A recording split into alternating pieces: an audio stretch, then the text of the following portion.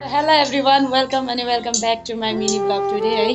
आज चाहिँ धेरै समयपछि मैले आफ्नै रियल भोइसमा चाहिँ मैले मेरो भिडियो सुट गर्ने कोसिस गर्दैछु। अनि देख्न सक्नुहुन्छ मेरो यो आँखाहरू चाहिँ भर्खर म उठेको छु है। हजुरहरूको कमेन्ट हेरेर अनि हजुरहरूले दिनुभएको सपोर्ट देखेर चाहिँ धेरै खुसी। अनि यो चाहिँ खुसीको आँसु हो मेरो गाइज है। सो नसुतेको चाहिँ धेरै नै भइसकेको छ। यो डार्क सर्कलहरू देखेर पनि चाल पाउन सक्नुहुन्छ। अनि म चाहिँ उठिसकेको छु होइन। हाम्रोमा चाहिँ जाडो स्टार्ट भइसकेको छ। सो गाइज मैले हजुरहरूलाई भनेको थिएँ नि मैले यसपालि मेरो पुन्टीबाट पाएको बेबीले चाहिँ सेम मान्छे जस्तो रियाक्सन गर्छ भनेर। सो म आज यो बिहानैको उसलाई मैले केही सिकाएको एउटा पशुलाई केही सिकाएको पनि उसले त्यति साह्रो मान्छ भनेर चाहिँ एकदमै मलाई माया लागेको। अनि 4वटा बेबी थियो होइन।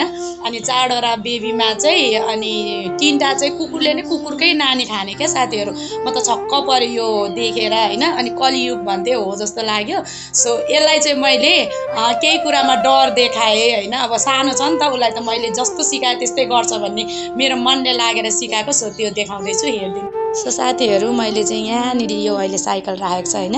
यहाँनिर एउटा थोत्रे कपडाको बस्ने जग्गा बनाएको छु क्या। अनि यसलाई चाहिँ मैले यसो भन्दाखेरि बस्ने भएको छ क्या यो। चढ माथि माथि चढ माथि चढ भनेको लटीको है लटीको है। माथि चिसो छ माथि जा उता जा जा छिटो छिटो त्यहाँ बस त्यहाँ बस त्यहाँ बस बस छिटो। ल हेर्नु त साथीहरू कस्तो अचम्म। अब बाँच्छ हेर्नु है। के भयो फेरि झाडा चाहिँ कहिले हुनु भन।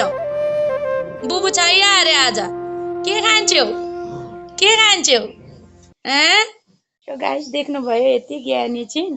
सो यीसँगै म पनि मुभ अन हुने कोसिस गर्दैछु। अनि सो गाइज मैले हिजो चाहिँ भिडियोमा हजुरहरूलाई पोस्ट गरेको थिएँ म केही नयाँ सुरु गर्दैछु भनेर। त्यो चाहिँ प्रपर सिफ्ट भएर म के गर्छु भनेर मेरो यो मिनी ब्लगमा राख्दै जान्छु। सो माया गरिदिनु होला। Thanks for watching.